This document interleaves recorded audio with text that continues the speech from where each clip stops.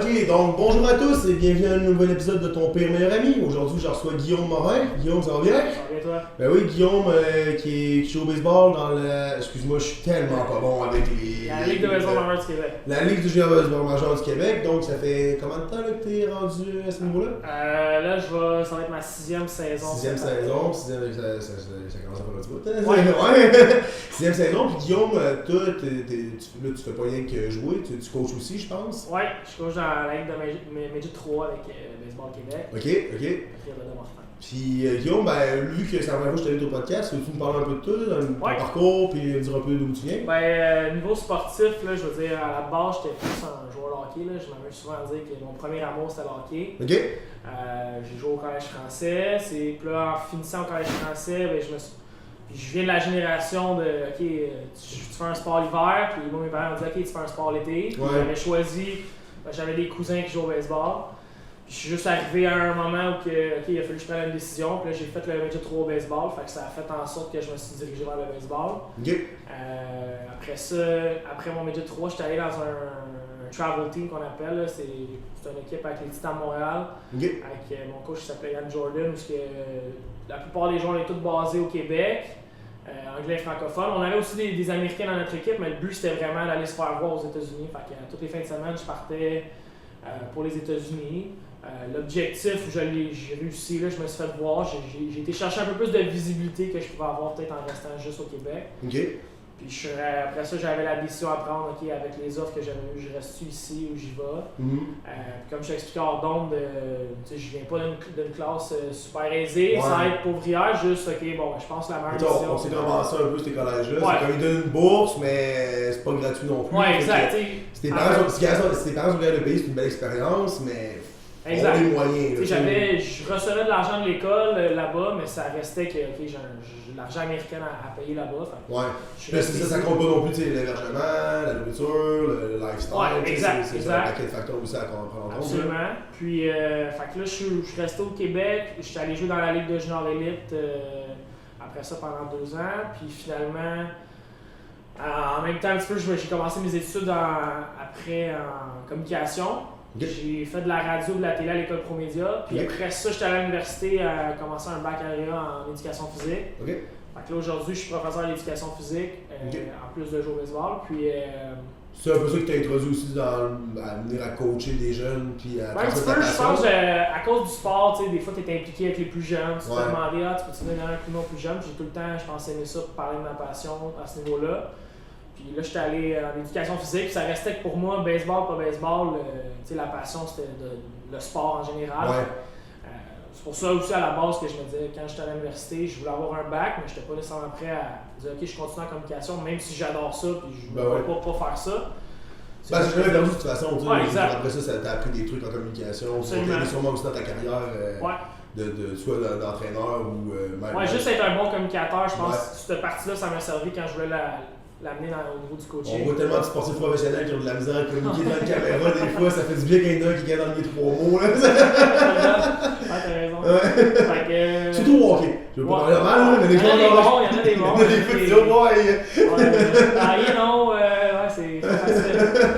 Puis, à l'université, j'ai commencé mes études je les ai terminées aussi en éducation physique. Puis, j'ai été chanceux, j'ai joué au baseball aussi à l'Université de Montréal là-bas. OK. Puis après. T'es pas mal de spot, là, t'es promené quand même pas mal. Ouais, quand même. Ouais. Ça a vraiment été des belles expériences. Puis,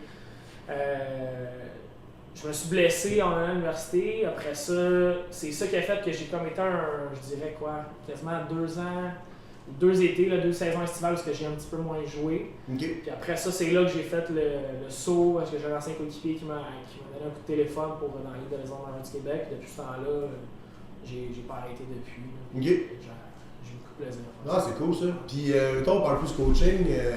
Toi, là, tu coaches les gars de Jet 3. On en parlait un petit peu en ronde tantôt. Que, tu parlais du clash des générations et tout. Qu'est-ce que tu remarques avec la nouvelle génération qui est en train d'arriver? Parce que moi aussi, j'en coach beaucoup. Moi, c'est plus au football. Tu sais. Fait que je voudrais avoir ton take à propos de ça. Voir, ben, c'est comme on disait tantôt, moi, c'est pas l'engagement, des fois, que j'ai de la misère avec. C'est des fois juste je trouve qu'aujourd'hui, les jeunes ont beaucoup plus besoin de se faire dire les choses, Ouais. de se faire expliquer les choses. Ouais. Moi, excuse-moi pour toi, mais moi personnellement, excuse de te couper. Personnellement, quand j'étais au secondaire puis je jouais au foot, j'ai joué au foot pendant 3 ans, moi aussi le hockey c'était ma première. J'ai joué 13 ans au hockey. Puis tu sais, souvent c'était pousse plus fort, mais pas comment pousse plus fort. Tu sais, nous autres, notre génération, déjà là, on s'est peut-être un peu plus informé, on est coaché par la même personne par Steve, fait que déjà là, notre manière de voir le sport est différente un peu de la moyenne des gens, mais souvent c'est un peu pousse plus fort puis pas comment pousse plus fort. Je comprends ce que tu veux dire.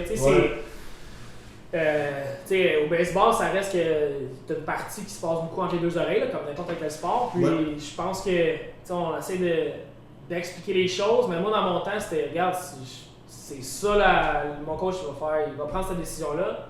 Regarde, tu as le droit de pas être content, mais la décision ne changera pas. Ouais. Tandis qu'aujourd'hui, je pense que peu importe la décision, faut vraiment que tu l'expliques de fond en comble. Que ce soit au niveau stratégique, que ce soit au niveau plus personnel, tu prends une décision, je pense qu'il faut vraiment que tu expliques plus les choses. Des fois, je sens que c'est peut-être en dehors du sport au niveau générationnel de dire ok, les jeunes, je pense qu'ils ont de la difficulté à interagir, de s'asseoir puis de parler. J'ai depuis un an, c'est quasiment rendu illégal, fait que c'est encore pire. C'est un autre débat aussi. Là, mais, c'est une autre affaire. Là. Mais juste au niveau des fois, tu te dis ok, ça communique avec les téléphones, tu dis ok, regarde, je vais t'expliquer les choses, je vais faire bien les choses. Après ça, la rétroaction qu'eux vont me donner, des fois, c'est peut-être ça que je trouve plus difficile que. Des fois, ça peut être la réponse. La raison pourquoi j'ai fait ça est super simple. Il n'y a pas 14 raisons que j'ai besoin de t'expliquer ça, c'est juste, c'est comme ça. Ouais.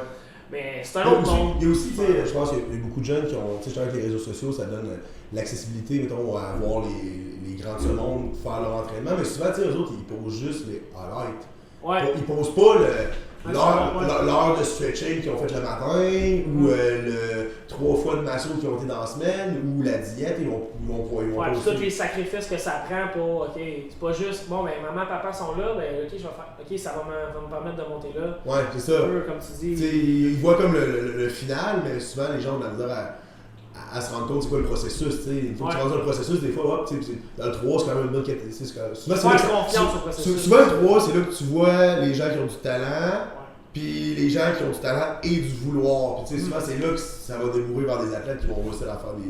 Ouais, puis pour moi, je veux dire, moi j'ai été élevé de cette façon-là, puis j'ai jamais été le gars qui avait le plus de talent, mais je pense à tous les niveaux, ce qui m'a permis de monter de niveau, c'est parce que c'était à cause de mon éthique de travail. Puis, sans être le meilleur, puis je veux dire, t'en rends compte, tu penses que tu travailles le plus fort, puis après ça, t'en rencontres un autre, tu dis ok, non, lui il travaille plus fort que moi, faut que je travaille encore plus fort. Lui, il se lève à 4h du matin, il fait un café de plus qu'il n'est pas obligé de faire, il fait une diète que crème, ok, pourquoi il mange ça? Maintenant, tu te rends compte que c'est les détails, maintenant à un certain niveau, c'est même moi, à 12 ans, il y en a d'autres qui se démarquent des autres parce que. C'est pas un Samali qui va se démarquer à 18. Exactement, tu sais, t'as dû en voir aussi, j'en ai vu une couple, tu sais, hey, du potentiel, c'est vraiment, il me semble qu'il avance jamais, mais tu te rends compte qu'ils sautent la moitié des workouts, ils sortent les vendredis et les samedis à tous les soirs, puis fait que là, tu dis, ok, finalement, tu sais, c'est pas juste le talent brut qui fait un athlète, c'est vraiment comme sa composition générale, tu sais. Puis, je sais pas, tu joues un peu, t'as parlé un peu d'une blessure tantôt, mais on est survolé, c'est quoi ta blessure que t'as eue? Je dirais la première grosse blessure que j'ai eue, c'était, dans le fond, je me suis déchiré le tendon rotulien dans mon genou droit. Ok. Puis à l'époque, je me souviens, on m'avait expliqué, c'était un petit peu comme la blessure de Rafael Nadal, le joueur de tennis qu'il avait eu. J'ai juste que moi, j'ai pas le même budget que Rafael Nadal. Le processus de lui était peut-être un petit peu plus long. Puis ce qui est arrivé aussi, c'est que au début, en étant sportif, je me souviens que ça a commencé que je faisais des sprints à l'université. Là, j'avais mal dans mon genou droit. Là, je pensais que ça allait partir. Là, je faisais mes affaires. Excuse-moi, c'est drôle, là, j'ai fait un podcast avec Steve puis avec Jeff Masso. Puis on parlait justement de tout ça, de l'importance que si tu commences à avoir mal à quelque part, on va donc te faire traiter tout de suite pour pas empirer la chose. Tu peux parler d'expérience toi aussi. C'est ça, je veux dire, l'avoir su, je recule de 10 ans, j'aurais pas fait ça de la même façon, mais je veux dire, j'étais habitué de, ok, j'ai un peu de douleur, ça veut pas dire, c'est pas nécessairement parce que je suis blessé, là, l'espèce d'idéologie, puis. Je pensais que ça allait partir là, ok, c'est de la fatigue, finalement, non, là, ok, je vois bien qu'il y a quelque chose qui va pas, puis là, c'est là que j'ai commencé, sauf que mon genou gauche a commencé à compenser. Là, en faisant des tests un peu plus approfondis, on s'est rendu compte que mes 2 tendons rotuliens étaient déchirés, là, partiellement.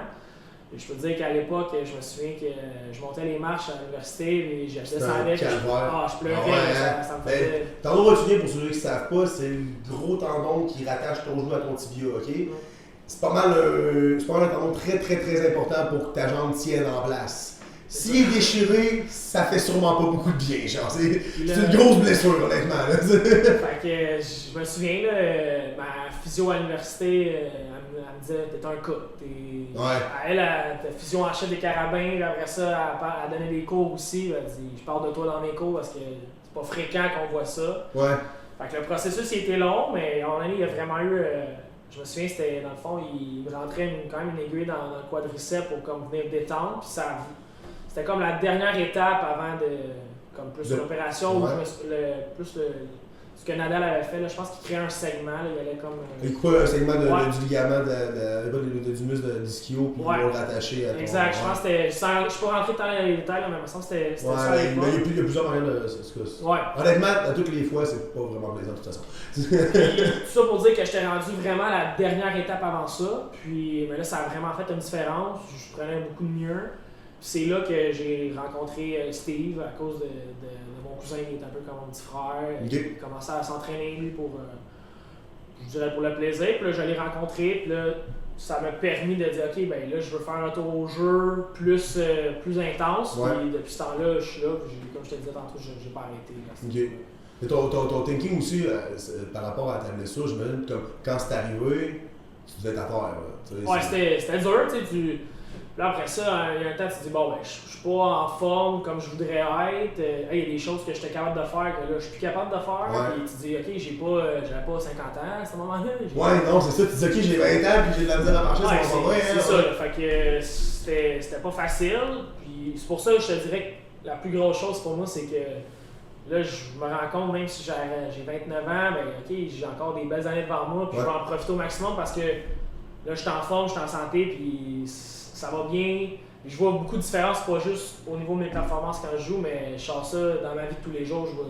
J'ai beaucoup plus d'énergie.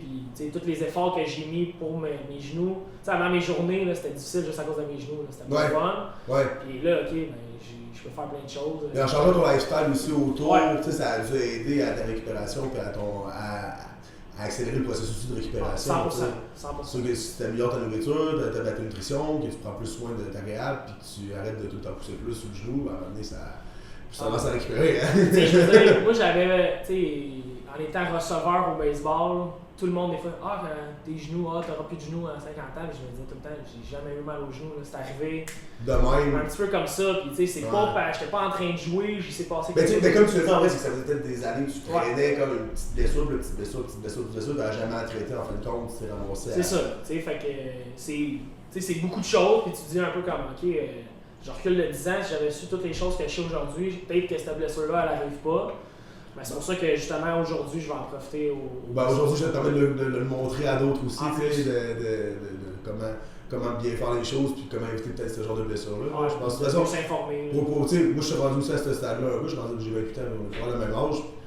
Quand je coach mes jeunes, c'est un peu ça que je dis. Si j'avais tout su ce que je sais là, quand j'avais ton âge, comme je sais, mais en même temps, c'est correct. Ça permet de le transmettre aux autres, ça permet justement. Les autres vont apprendre de nos erreurs, puis t'espères qu'ils vont écouter comme il faut, puis qu'ils vont prendre le bon chemin, tu sais. Puis après ta blessure, le thinking a dû changer un peu aussi par rapport à l'entraînement, par rapport à souvent les choses que tu faisais avant. Comme tu disais, je faisais 2 sports, puis tu étais comme souvent plus à juste pratiquer ton sport, puis à pas faire beaucoup de musculation. J'imagine, mais après ça, ton thinking, il a évolué plus vers l'entraînement ou plus? Oui, beaucoup plus. Là, je te dirais que pour moi, là, c'est rendu un mode de vie. À l'époque, c'était pas la même chose. Là, je veux dire, quand j'étais joué au hockey, on avait des coachs, on s'en faisait parler un peu, mais c'était de la pliométrie, c'était. De la pliométrie des années 2000, là, tu sais. Je chantais pas aussi, moi, beaucoup. C'est peut-être le côté que j'aime beaucoup du coaching, puis que j'aime beaucoup, mettons, que j'ai depuis quelques années avec Steve, c'est avoir plus une approche individuelle pour c'est quoi mes forces à moi. Là, je sais que j'ai pas le body type, le type de corps pour courir un marathon. Je vais pas aller aux Olympiques. Faire la trophy, mais. C'est ça, exact. En même temps, tu t'es pas pratiqué pour ça non plus. Exactement. Ton sport, c'est le baseball. C'est un sport d'explosion, c'est un sport de. Il y a un côté, bon, ben je veux pas nécessairement être le plus lean possible avec ma position parce que j'ai une charge de travail, que je suis tout le temps quasiment en squat. Ça reste que moi, ben, je vais essayer. Ça non plus traîner un excès de poids. C'est ça. C'est juste le juste milieu de comprendre, ok, bon, ben, je peux me permettre d'être de cette façon-là sur plein de sphères.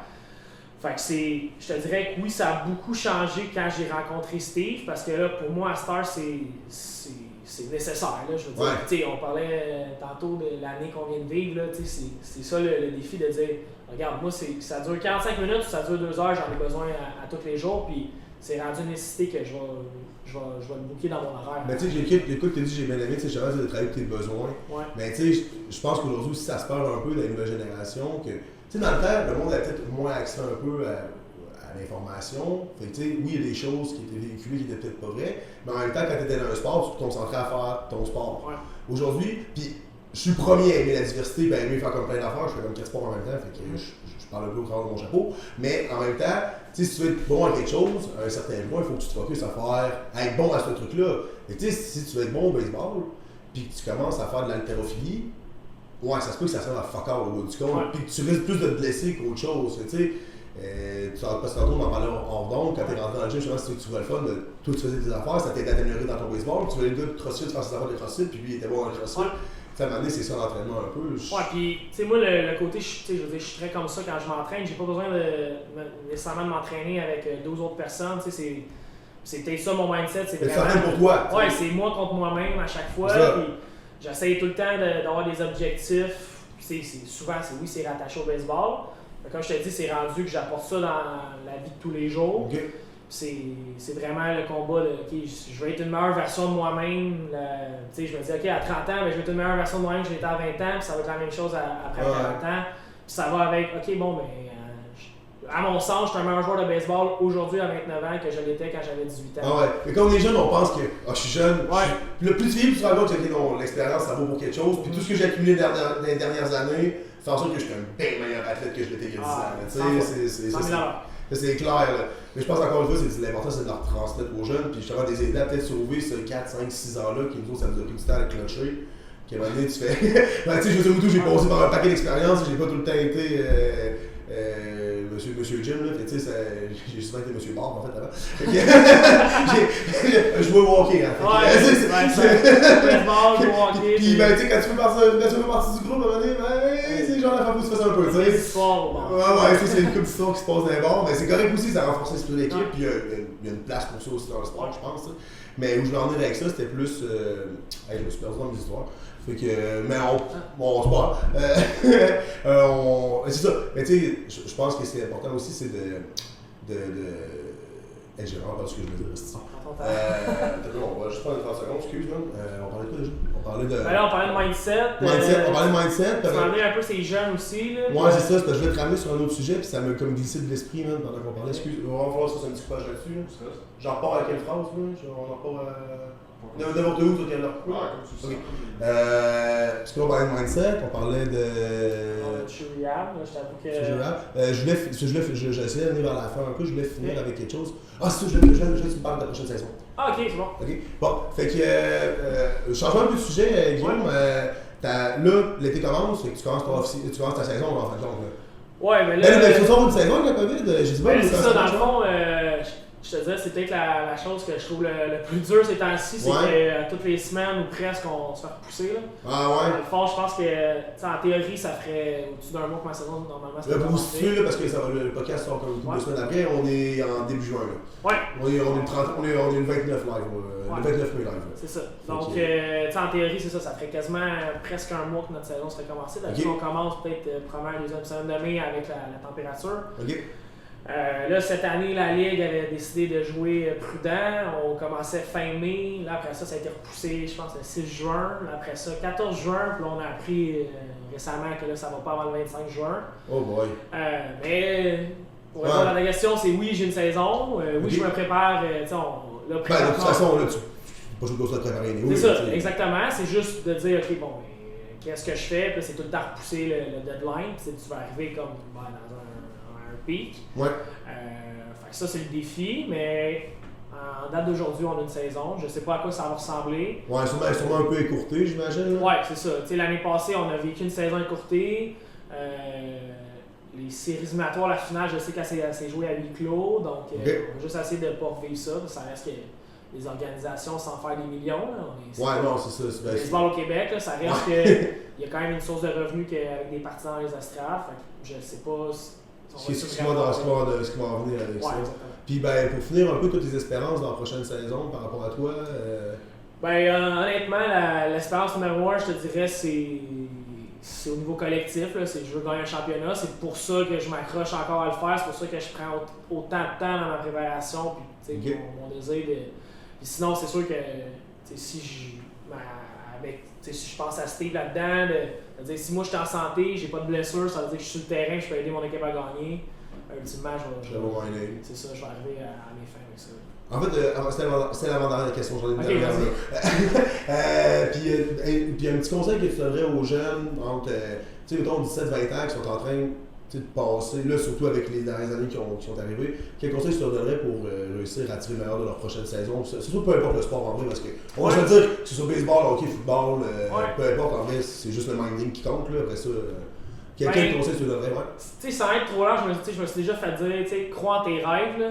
Et pour moi, tu sais, ça englobe beaucoup de choses, mais tu sais, s'il y a une des choses peut-être de retenir aujourd'hui, c'est faut pas que tu penses que c'est celui qui travaille le plus fort. Tu peux toujours travailler plus fort si tu veux vraiment arriver à tes buts. J'aime tellement ça là, je suis 100% d'accord avec ça. Je le fais là-dessus, je pense. Bon, parfait. Merci beaucoup, Guillaume. C'était super le fun. Merci à toi, vraiment le fun. Super. Fait que, dans le fond, c'est tout pour aujourd'hui. Vous pouvez suivre Guillaume Morin sur Facebook, Instagram. Instagram, peut-être plus. Parfait, bon, sur Instagram. Allez voir s'il y a une saison. Dans le fond, avec que ça sorte, on va le savoir. Fait que, s'il y a une saison cette année pour aller l'encourager, puis si vous pouvez aller voir un de ces games, allez-y, ça serait le fun qu'on puisse encourager nos sportifs locaux. Donc, merci encore beaucoup, Guillaume. Puis, on va se revoir, je pense. Yes, sir. Bonne saison. Merci.